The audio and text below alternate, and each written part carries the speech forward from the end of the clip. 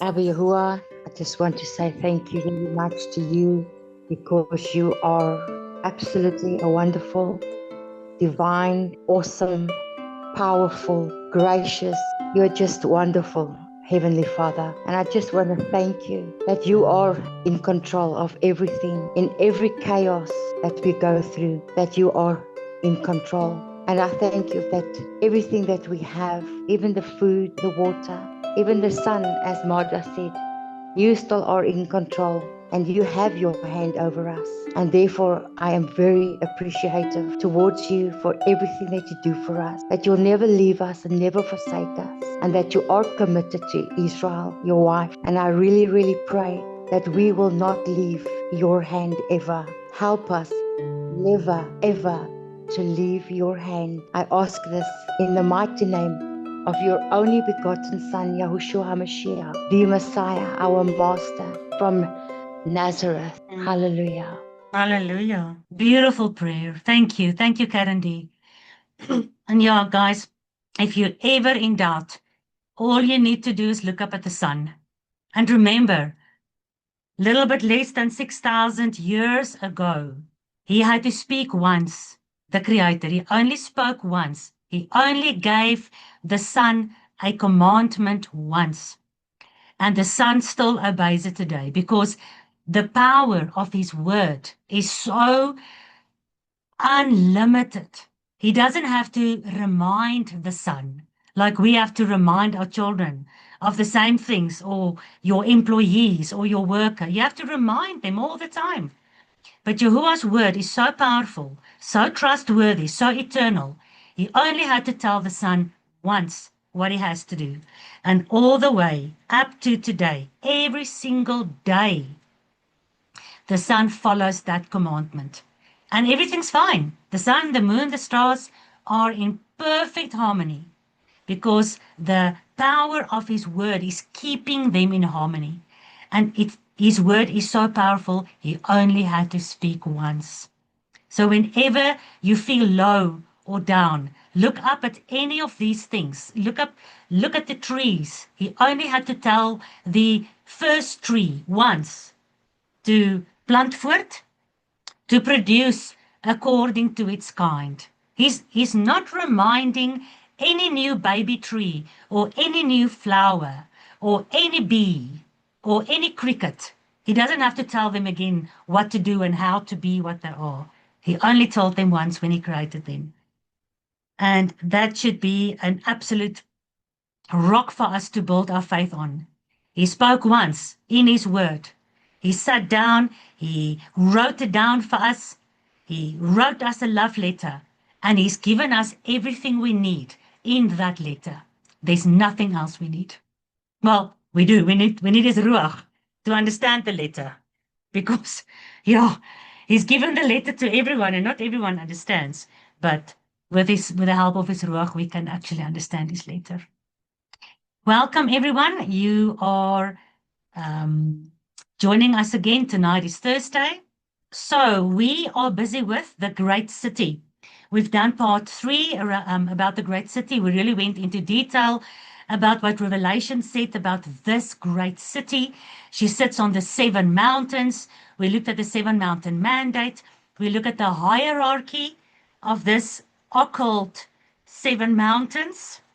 And then we did part 4, interesting, trying to relate the great city, his wife, to the great city, the whore, and this Jezebel spirit, this Babylon religious spirit that came all the way from Genesis 10, from Nimrod and Semiramis. And we look at how Yahuwah, he's telling his wife that you have departed from me, and therefore you are the whore, that he is now warning about all the wrath that is coming upon her. Also relating Jerusalem with Sodom and Gomorrah and Egypt, and we looked at all those prophecies. And then last night we looked at this direct attack from, what was it, Al Jamaha, wanting to bring some sort of a criminalization for the Christian churches who support Israel. We had a very interesting, difficult discussion. It wasn't an easy topic. But again, in that topic, which is actually here in the middle of all our discussions regarding the great city, this was put onto the forefront. It was highlighted. This era where we are going in, where Christianity will sort of become the major religion that might be persecuted, and there will be sympathy and prophecy claims from the Christian community, as well as of the current state of Israel. There will be sympathy and there will prophetic claims from this group. And yet, while we're looking into this, we can see that these two groups are not necessarily answering all the requirements to claim these prophecies. Good. So tonight we continue with part 6. And this is the husband's heartbreak over the great city. I got a little picture here that I made.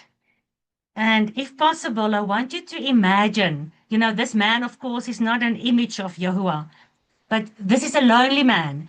And he sits and he's staring out over this vast desert. And he's busy writing a letter. You see here, here's a book and an ink pot. He's busy writing a letter to his wife, who deserted him. I want you to imagine Yahuwah sitting on his throne, looking out over the vast earth that he made, over the vast ages of this earth period, over everything from Genesis straight through to Revelation. And can he really share his heart with the angels around him? Can he try and tell any of his prophets how he feels? Nobody is going to understand. I mean, there's a verse in the Bible that says even the angels were desirous to look into these matters and understand it. So who does Yahuwah have to share his heart with? Who do you think? Think about Yahuwah as father, as husband. Him and Yeshua as one. So think about him as bridegroom.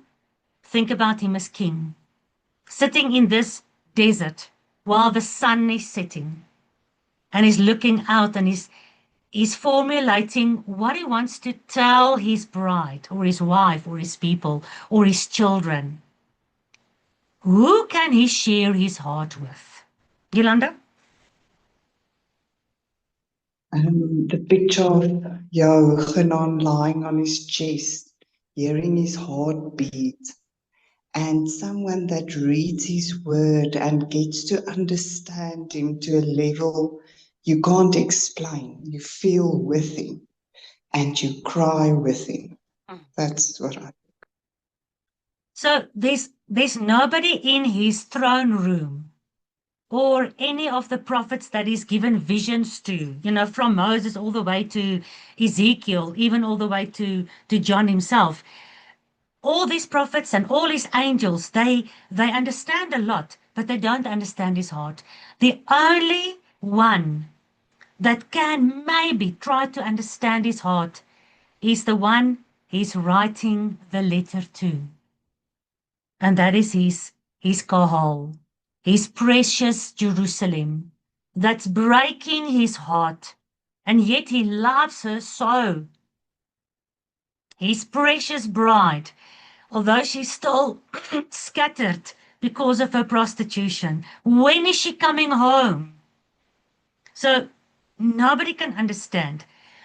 So he puts all his desires, all his dreams, all his hopes, all his love, as well as all his warnings and all his anger and all his frustration and all his jealousy.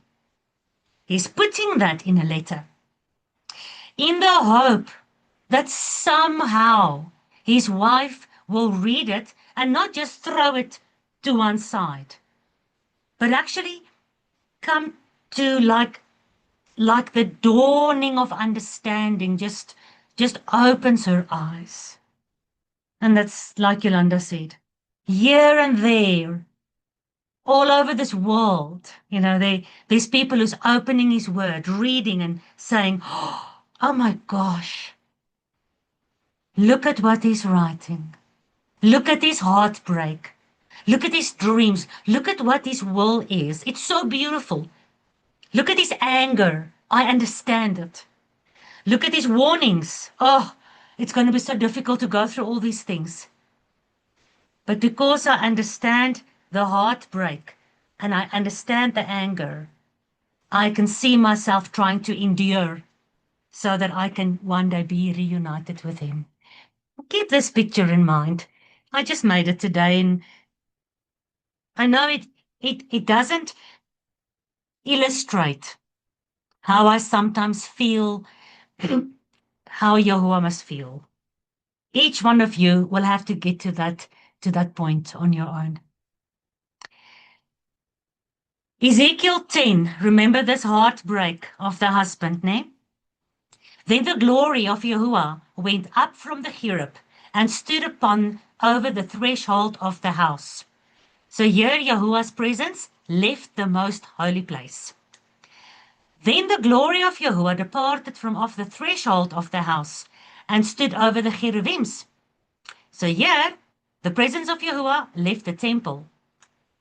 And the cherubims went out, stood at the door of the east gate of Yahuwah's house. And the glory of the God of Israel was over them above. So here the presence of Yahuwah left the temple grounds. And the glory of Yahuwah went up from the midst of the city. We are busy with the great city. He left the midst of the city. He stood upon the mountain, which is on the east side of the city. So here Yahuwah left the city. So he left the most holy place.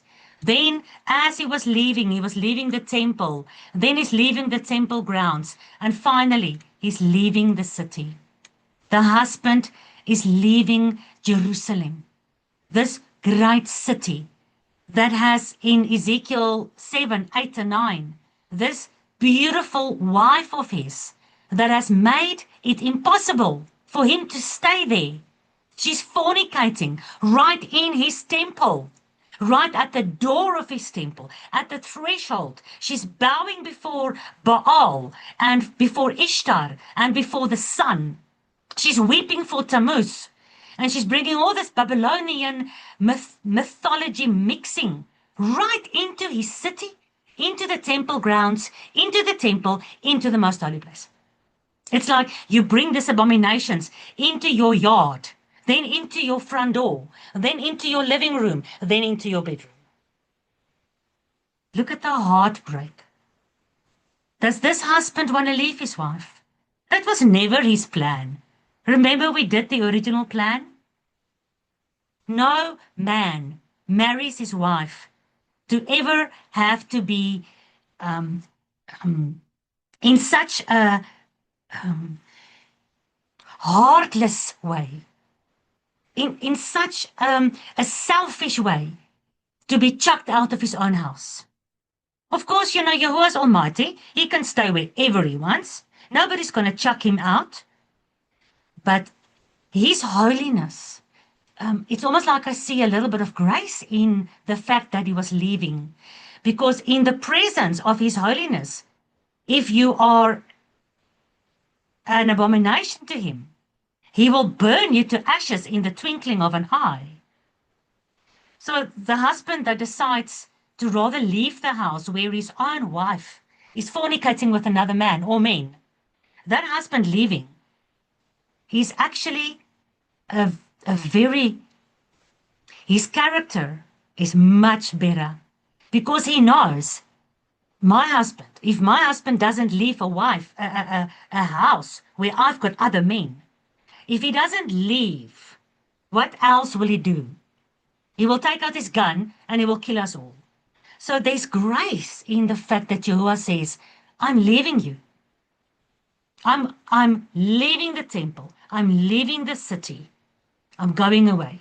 And he goes away specifically from the mountain on the east side. Where did Joshua go away?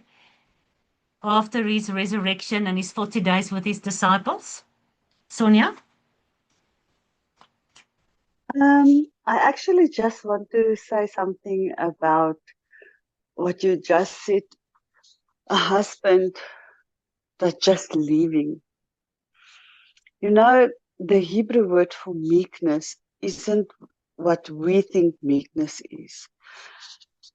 That's why I said he's meek, long-suffering, because you've got the strength to destroy it. Mm. But you are so full of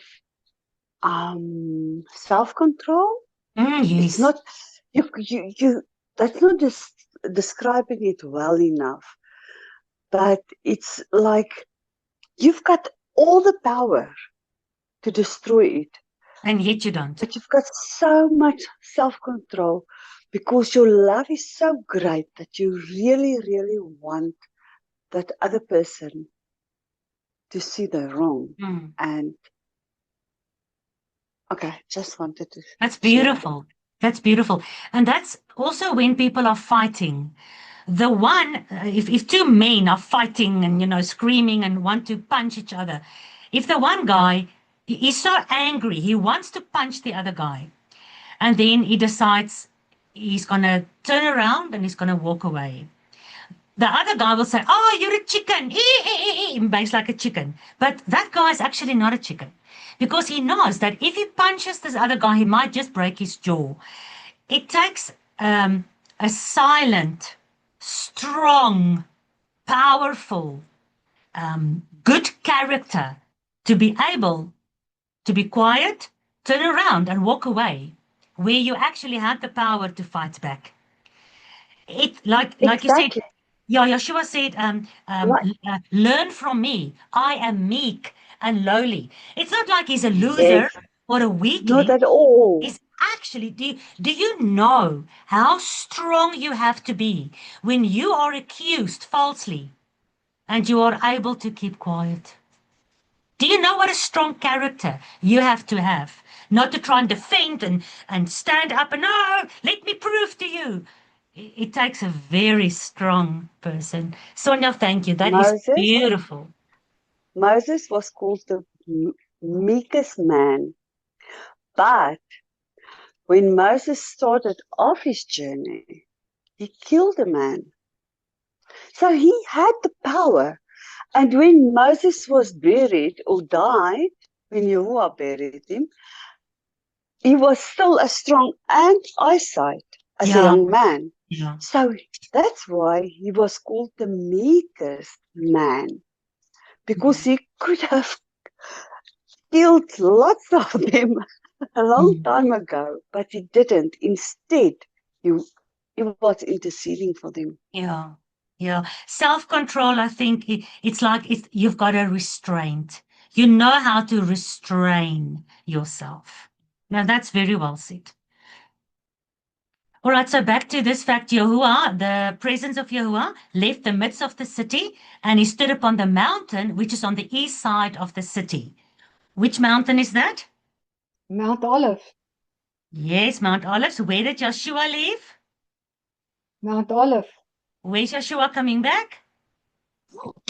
Mount Olive. Nothing is coincidental, ne? Yeshua and Yahuwah, one. So Yahuwah's presence left Jerusalem. Genesis 3 verse 8. Adam and his wife hid themselves from the presence of Yahuwah. So even in the garden, like in Jerusalem, his presence can kill you in your fallen state. So his leaving is not deserting or running away like a dog with his tail between his legs.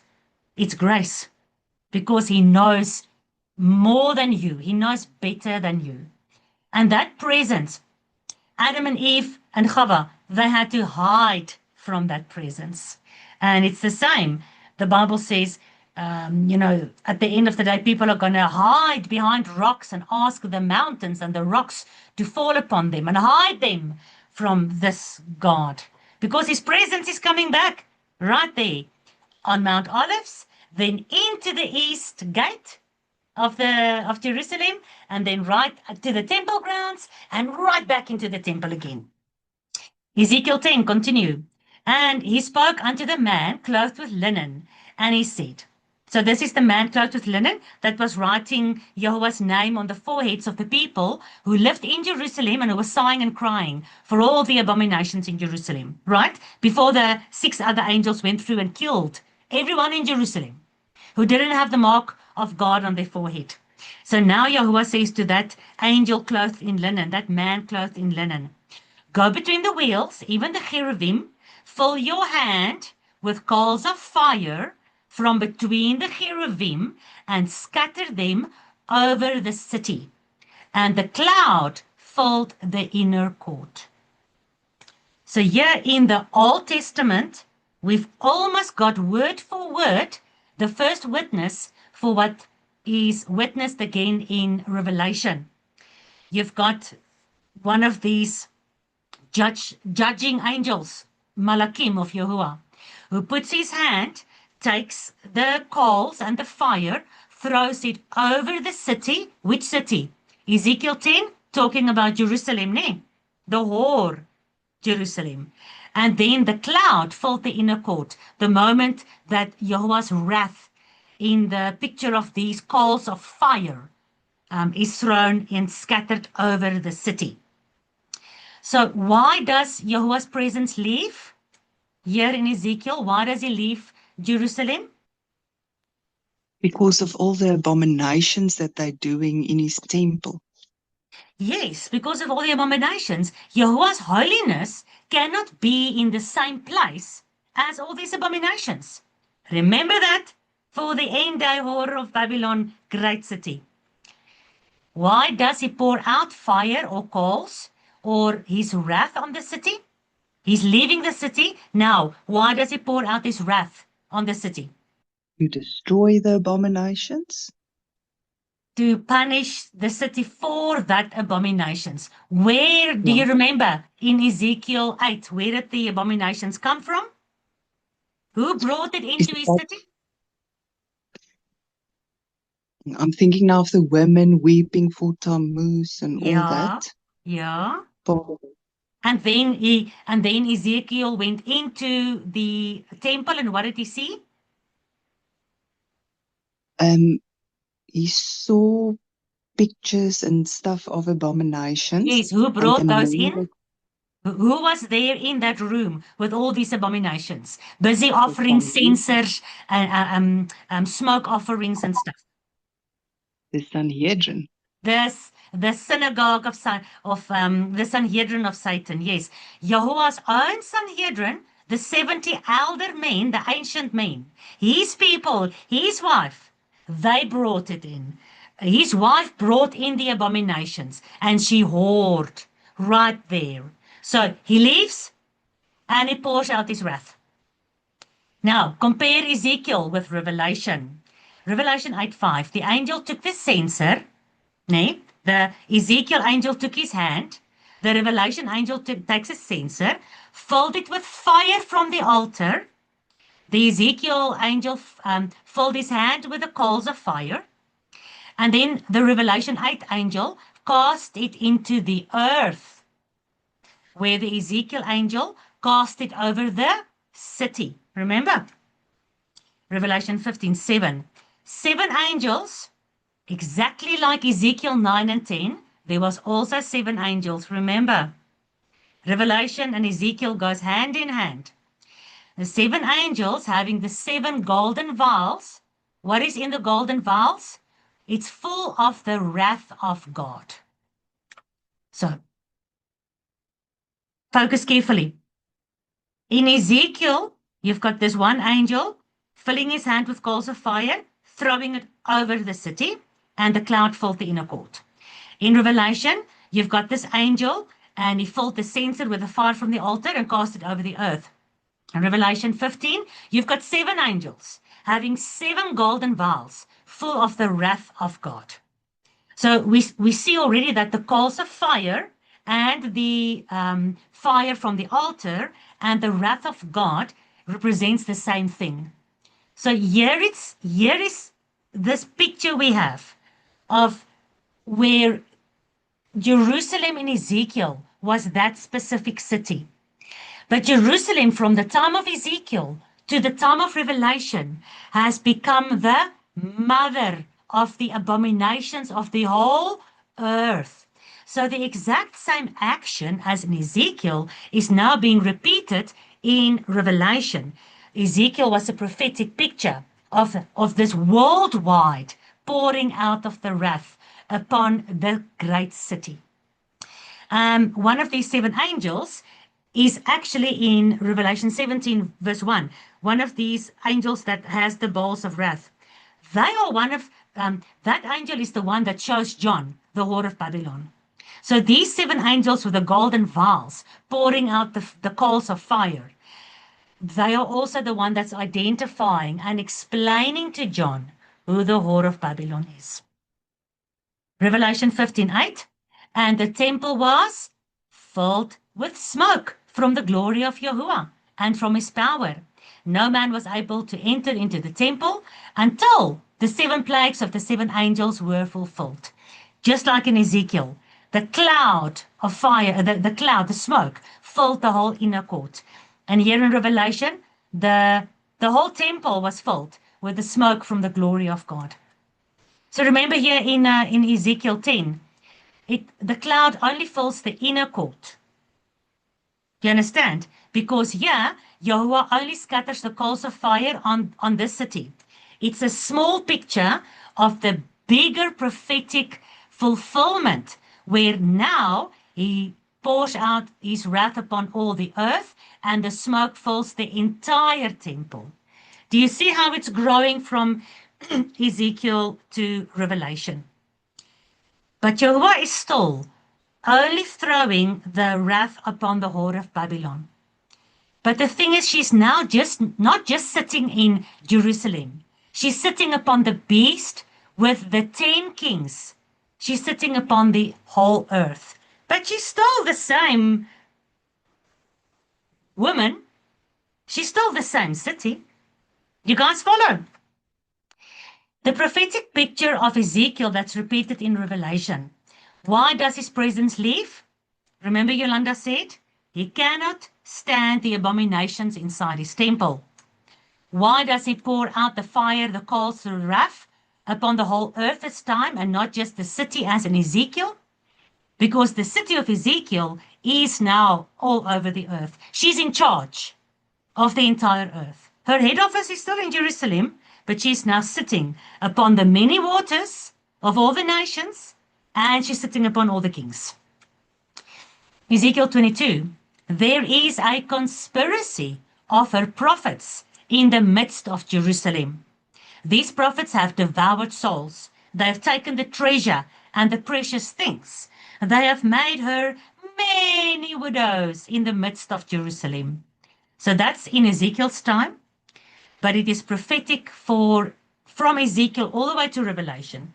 If you think about who we are busy proving who this whore is, how she's in charge of all the world wars, all the abominations where innocent people are murdered, the abortions, everything where they are involved in terms of economy, in politics. So she's devouring souls, and she's making many widows, sending the men and the boys to war that they have organized. And then this prophecy, still today, all the way to Revelation, is going to just prove itself over and over again. Her priests have violated my Torah in Ezekiel's time, all throughout time, and especially in the end days. They've profaned my holy things. Remember those past, present, and future. They've put no difference between the holy and the profane. They put no difference between the clean and the unclean. Just think about the church system. They put no difference between the clean and the unclean. For them, a piece of pork and a piece of pie is the same thing. So this whore with all her prophets from all the different religions, they don't put a difference between the clean and the unclean. They hide their eyes from my Sabbaths. Ooh. They hide these prophets, these false prophets. That's part of this whore of Babylon. They hide their eyes from the Sabbaths. You try and explain to family and friends about the Sabbath day. It's like they're blind. Why? Because they run to their pastors and to their prophets, and these people are telling them, no, hide your eyes. Don't even look at that. It's not for you. And Jehovah says, I am profaned. I am defiled. I am ridiculed.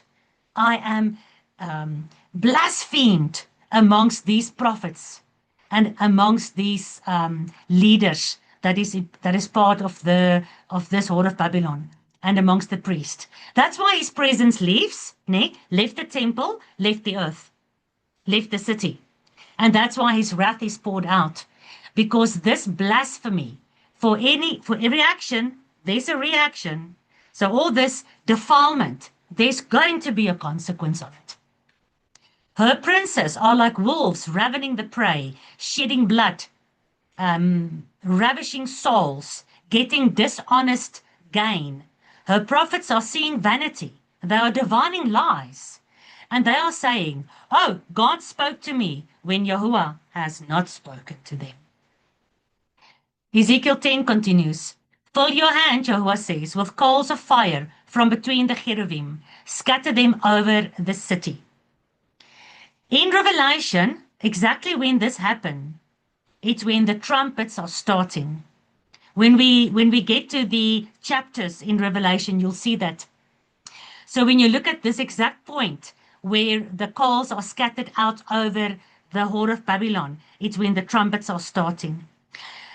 And in Ezekiel, when the coals of fire is scattered over the city, then the cloud filled the inner court. Remember? When you look at Revelation, there where the cloud fills the temple, that's where the 7 vials, the 7 bowls of wrath starts. So this Ezekiel 10 verse actually spans from the beginning of the trumpets all the way to the bowls of wrath. This pouring out of the coals over the city. Revelation 18. And cried when they saw the smoke of her burning. And they said, oh, what a city is like unto this great city. So remember here in Revelation 18, the horde of Babylon, all the merchants that has been doing business with her and whatever, Yahuwah's wrath, his coals of fire, is now poured out over her. And now the merchants are crying and they're saying, oh, alas, what city is like this great city? And now this city is going up in the smoke of burning. Why is she burning? Because the hand of God with the coals of fire is being poured out over the city. You cannot understand the sequence in Revelation without this sequence in Ezekiel. And who is this city? Genesis 10 verse 10. The beginning of Nimrod's kingdom was Babel. And Babylon, is a great city. Now remember what happened. Babylon, the whole Babylon, this great city Babylon, at the same time, through all the other prophets in Ezekiel and Jeremiah, I showed you, Jerusalem is called this great city. So how's Babel and Jerusalem both this great city? It's because they got merged. Remember, what happened here at the Tower of Babylon? There was a king, there was a queen, Nimrod and Semiramis. And then they gathered all the world to become a one world order, one world religion with one king, one god and one goddess, the queen of heaven. And all of them had one mind, all of them had one language, all of them had one goal. And that's exactly the same action and the same spirit that we see in this great city in the end of days. And all I can say for this great city, this city of Babylon, this city of the Babylonian Jerusalem, all I can say is good luck, city. And this city, because the whole earth is wandering after her, I'm saying good luck, earth, during this period that is being prophesied, because now the city in the time of Revelation is all over the earth. Deuteronomy 31:21, it shall come to pass when many evils and troubles have befallen them. All right, when is this? Yahweh says there'll come a time when many evils and many troubles have befallen them. When is this time that he is prophesying about? Many evils, many troubles. The last 3.5 years. The tribulation period. Well done. Yeah. So Yahuwah says, I'm telling you that you are going to fall away from me. He's warning Israel. I'm your God, you my people. But when you're going to this promised land, I know you're going to fall away from me. And then in the tribulation, this song shall testify against you as a witness. For it shall not be forgotten out of the mouth of your seed. Who's the seed? Who's the remnant of the seed of the woman? Scattered and regathered in the last days in tribulation? It is the people today that's coming back to covenant. Is this woman remembering the song of Moses? Or are we today, we are all looking at the song of Moses, wanting to learn how to sing it. Isn't that beautiful? So Yahuwah is here in Deuteronomy 31, talking to both the wife as well as the bride. Do you see that? Many tribulations will befall you. You'll forget my song, but your seed, your children in the latter days will remember the song of Moses. Yahweh says, for I know their imagination which they go about, even now, before I even brought them into the land which I swore. Remember the man sitting in the desert, looking out over the vast expanse? Yahweh says, and you can hear the heartbreak. He says, my wife, I know that you're going to depart from me because I know the evil imaginations in your heart. I know what you are planning. I know what you are, what is inside of your heart. And I know that even before I bring you into this promised land, into this house that I have prepared for you, you are going to fall away from me.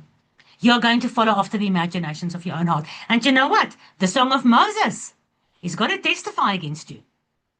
Who of you can remember from the book of Revelation who sings the Song of Moses in the book of Revelation?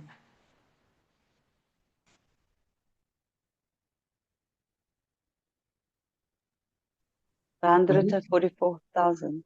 The 144,000 men, soldiers, that's going to be marching in this army of Yahuwah during the tribulation. Yes. And that's the seed of the woman. The woman might be forgetting, this wife, she's forgetting the Song of Moses. Because what does the Song of Moses say? The second song. The first song says, Yahuwah, you're amazing. You drowned Egypt in the Red Sea. You brought us out with a redeeming right hand. Praise Yahuwah. And the second song, it's all about my doctrine drops like the dew in the morning on the tender plant. It's all about Moses witnessing. This God who brings us out of Egypt with a mighty hand. How do we continue serving him so that we can indeed live with him forever? And who sings this song? Not the Jews. No, the 144,000. 12,000 from every tribe. 12,000 from the house of true Yehudah. 12,000 from all the other tribes.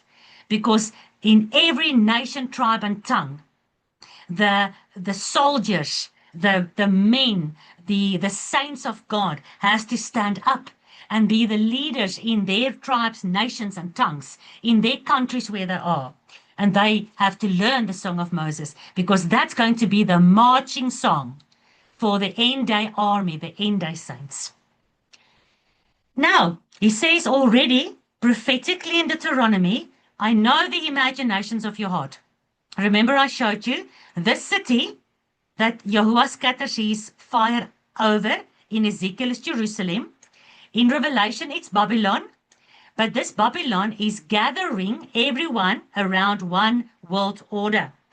And now Yahuwah is giving us a hint that this Babylon becomes Jerusalem because he knows the imagination. I know your imagination. Look at Genesis 11 verse 6. This is where they were building the Tower of Babel. Ne? Yahweh says, behold, the people is one. And they have one language. And this building project of them that they begin to do, now nothing will be impossible which they have imagined to do. So speaking to his wife, he knows her imagination. She's going to fall away, forget the song of Moses. And this imagination of this Babylonian spirit is going to form this new world order where his wife is riding out this government system that is bringing it in. The spirit of the whore of Babylon and her beast that she is riding has been silently orchestrating and deceiving their way right into the very position where Yahuwah's kingdom was supposed to be, forming and shaping the entire human race into preparation for the grand final takeover that was delayed in Genesis 10. You understand what I'm saying? Yahuwah has an original plan. His original plan got delayed, right? When Adam and Chava sinned. But he's going to get his original plan. He's going to make a new heaven, a new earth, and he's going to resurrect Adam and Chava, living man. He's going to complete his original plan. But so does Babylon.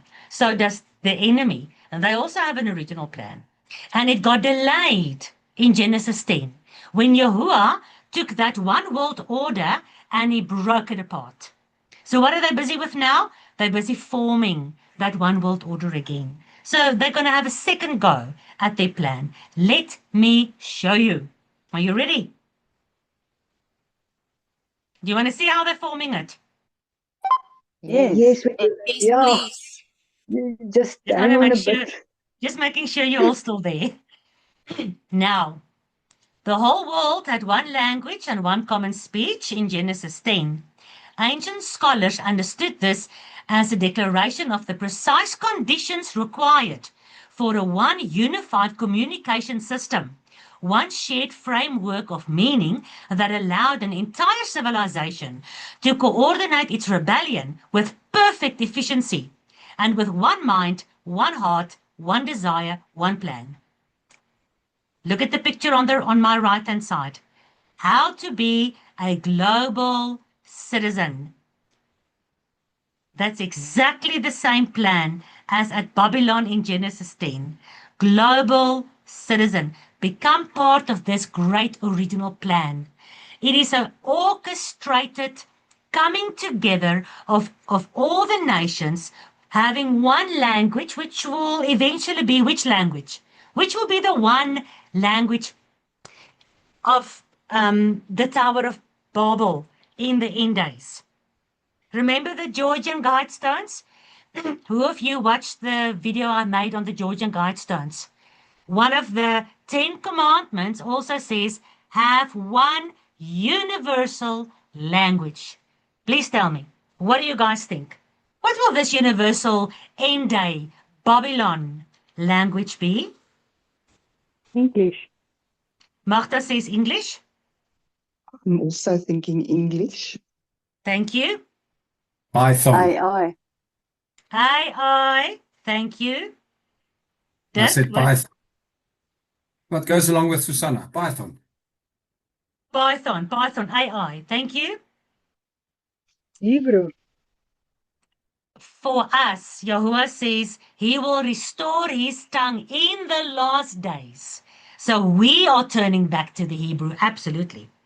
But now the one world language cannot be a language, just a common language like English or anything else. It has to be this computer language. Because there are a lot of people that don't understand English. And yes, there are translations, and yes, you can use AI to understand what somebody else is saying. But when this common language that any device and any human that has a device can understand will be this computer language. It will, according to my opinion, the Bible doesn't say, oh, it's going to be a computer language. But this whole AI system, like Dirk and Sonia said, this computer language. And when you translate the computer language into codes, all it is zeros and ones. Zeros and ones. It's a code, right? And you can also translate those codes into frequencies. And then you actually get a very interesting frequency that's not so great for the mind. And then you've got those frequencies going through your 5G, 6G, 10G towers. And currently, that computer language, can I give you a secret? It's already the one universal language that everyone is speaking. How does the Whore of Babylon get all the people around her tower again?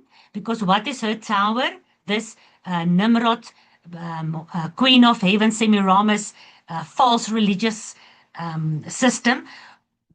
What is their ultimate goal? Is to build this tower in rebellion against Yahuwah, to take the place of Yahuwah.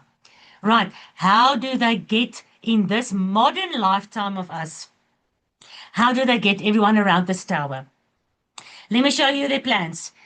To become a global citizen, I just want to show you this picture.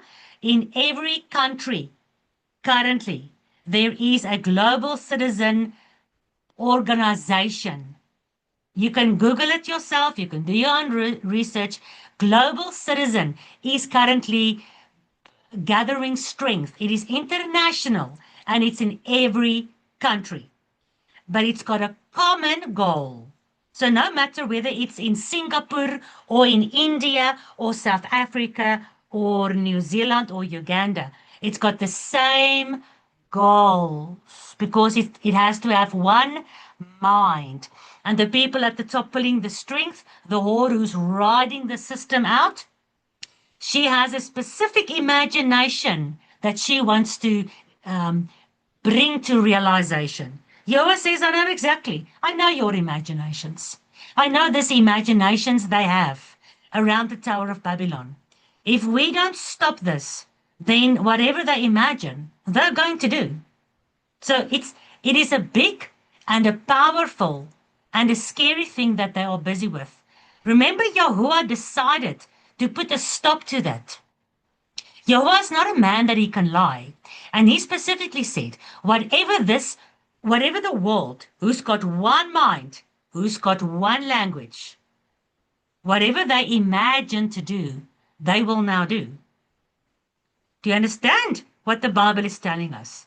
This is big. It's not a Mickey Mouse organization. Then you've also got global citizen festivals. Before I continue, what angel was Hillel? In Latin, he is Lucifer.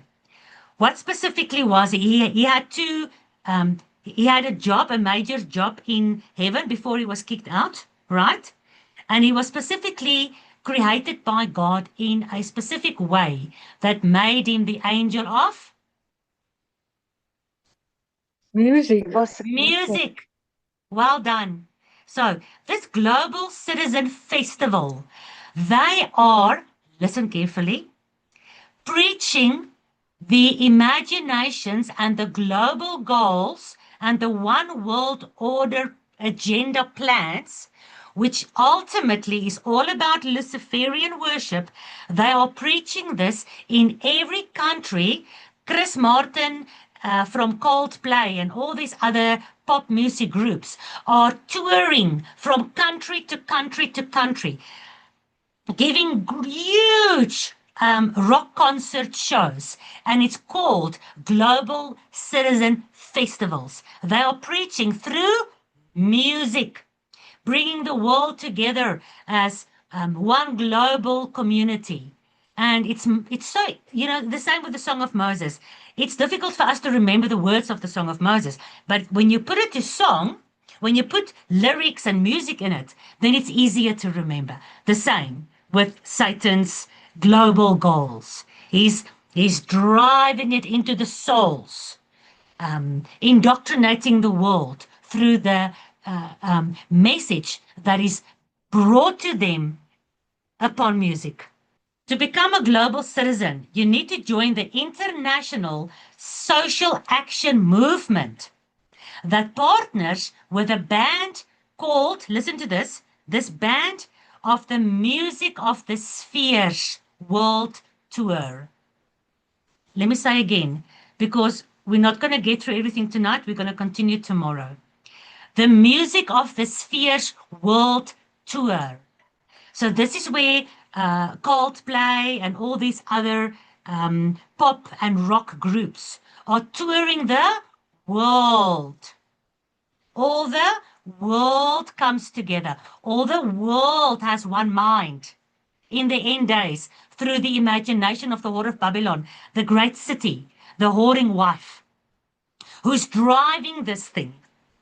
Now, the Music of the Spheres World Tour, you please do me a favor, Google it tomorrow and look at every country where they're visiting, look at the massive festivals and rock concerts and music shows these guys are hosting. It's costing millions of dollars. The stage, the marketing, the lighting, the sound equipment, and there are hundreds and thousands of people coming together and dancing with their arms in the air at all these rock concerts.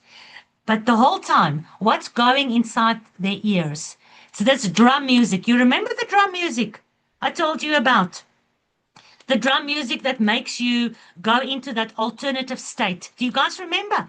And through this drum, through this rock concert, they are preaching the goals of the global citizenship. We know what the real name is. It's not global citizen, because there's no globe anyway. It's the Babylonian one world order. It's the Whore of Babylon, one world order.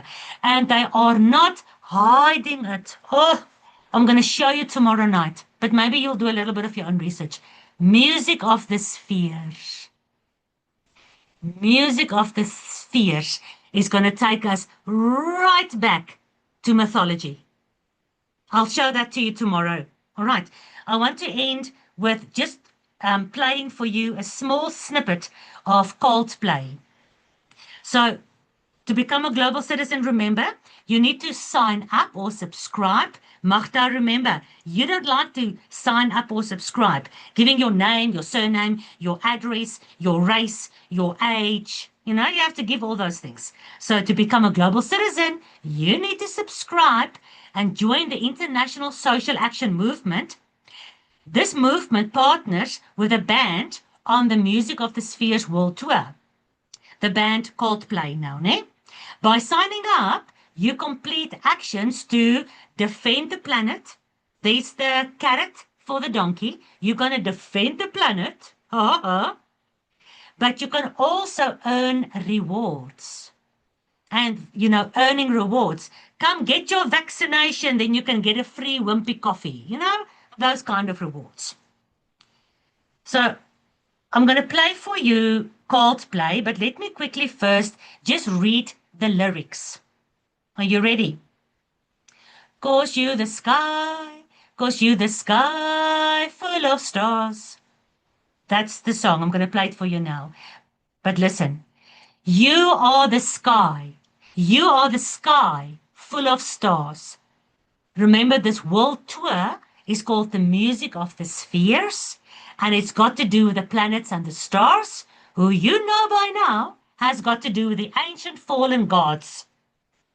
You, the sky full of stars, I am going to give you my heart, 'cause you light up the path. I thought that was Yeshua, the word.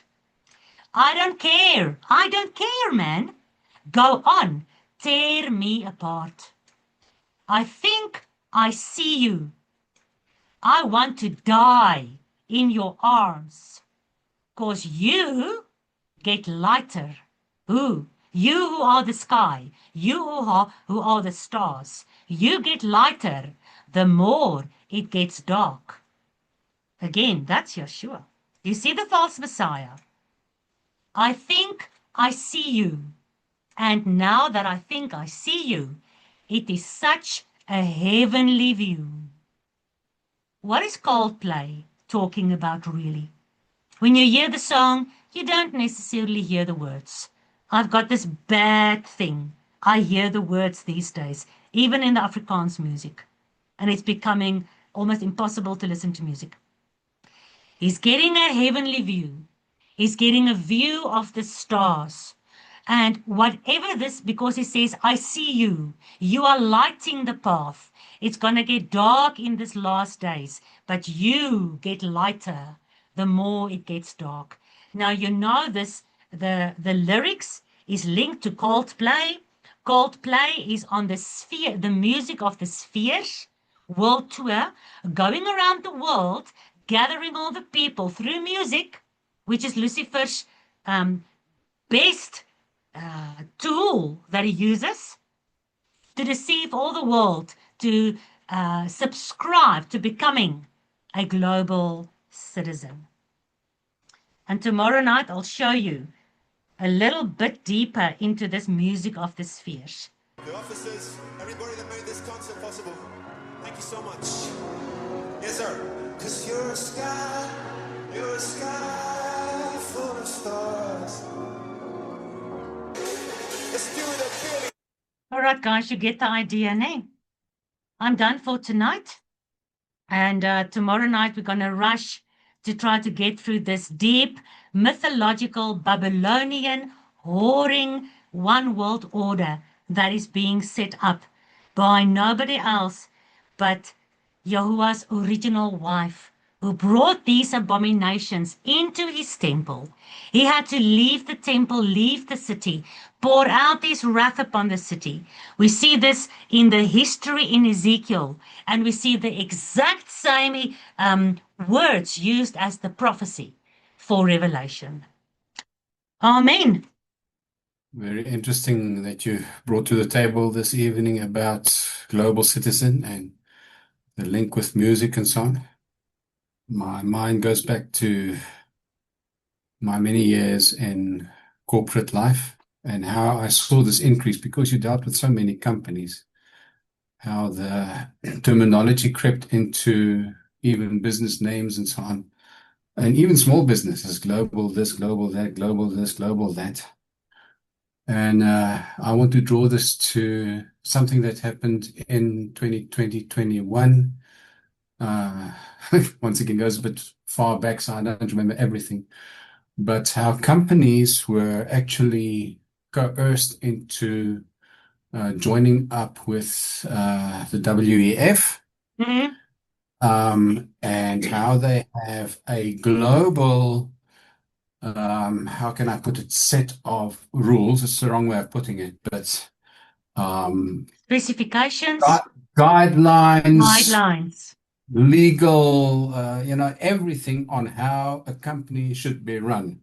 It's all laid out where companies don't think for themselves anymore. They have to follow the guidelines of the World Economic Forum. I didn't want to say that, but yeah, there it is.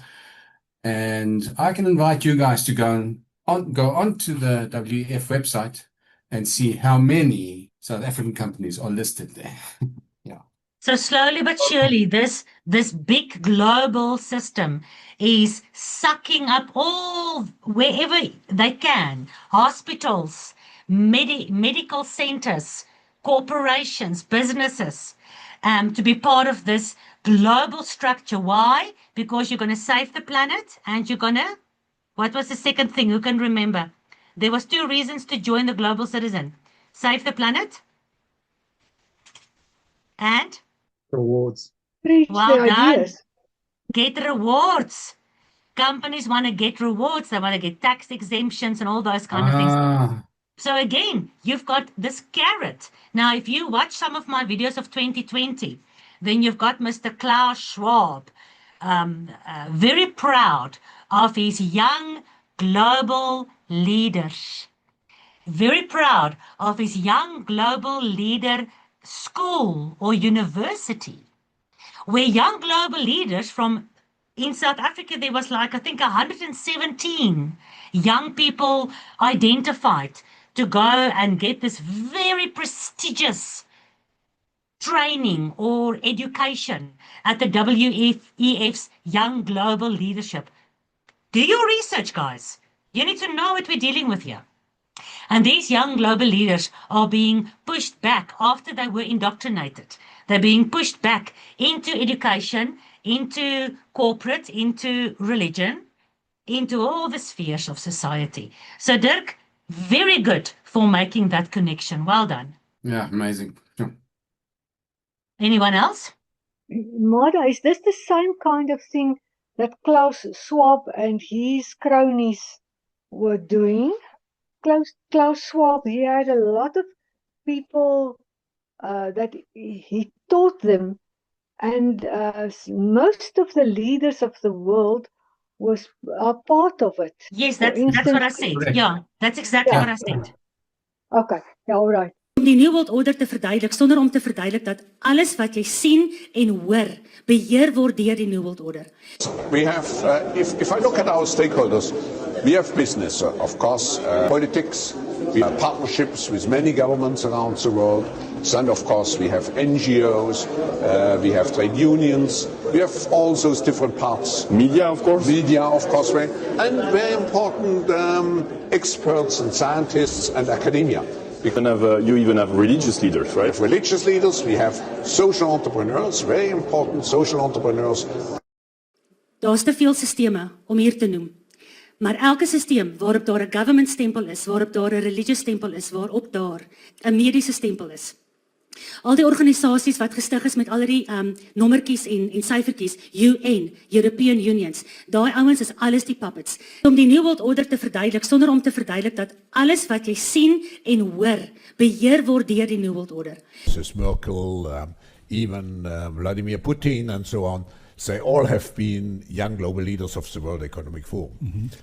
But what we are very proud of now is the young generation, like Prime Minister Trudeau, President of Argentina and so on, is that we penetrate the cabinets so that half of this cabinet, or even more half of this cabinet, are actually young global leaders of the world. In Argentina, and it's so in France now. I'm with the president, with a young global leader, but Om die New World Order te verduidelik sonder om te verduidelik dat alles wat jy sien en hoor beheer word deur die New World Order. The German Prime Minister, and there's one chap in Israel, and there's quite a few in America. They were all under him. He taught them. Yes.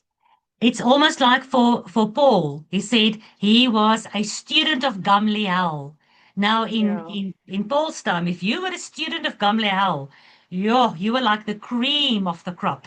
Today, if you come out of Klaus Schwab's Young Global Leadership Entrepreneurial Program, you are like the cream of the crop. And you get into political spheres, and you're going to climb the ladder in politics, religion, corporations, because of that. It's like if you go to any university, what does it matter? But if you go to Harvard University, then already you are in a higher class. It's exactly the same. Exactly the same, Kanye Pietro. And you can follow the career paths of these young global leaders. See where they are today. Some of them are already presidents of countries. Many of them have been, yes. Canada. Yeah. Yeah. And Yeah. many of the names we've seen in the last few years have actually come through that school. And then the shocker is, if you understand what this means, that there's not really a blue or a red side.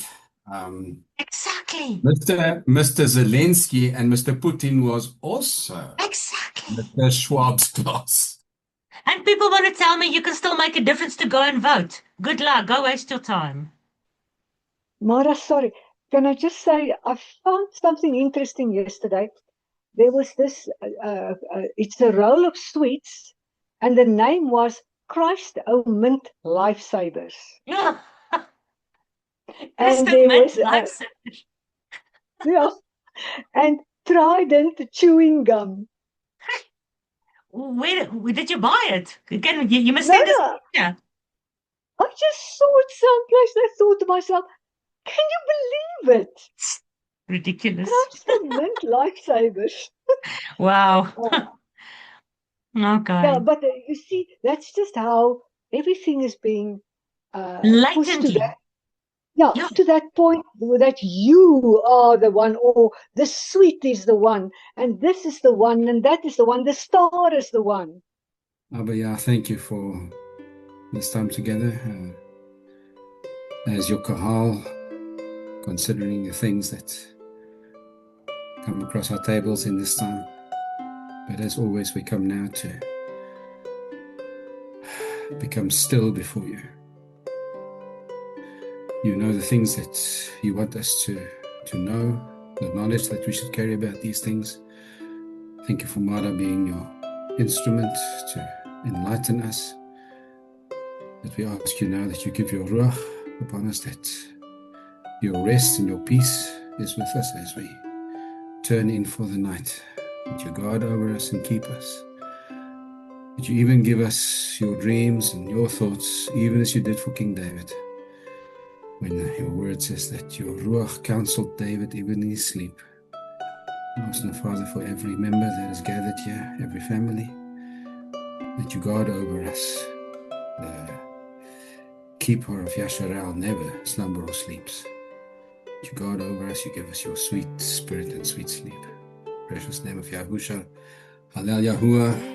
Amen, amen. Emunah, thank you. Laila Tov.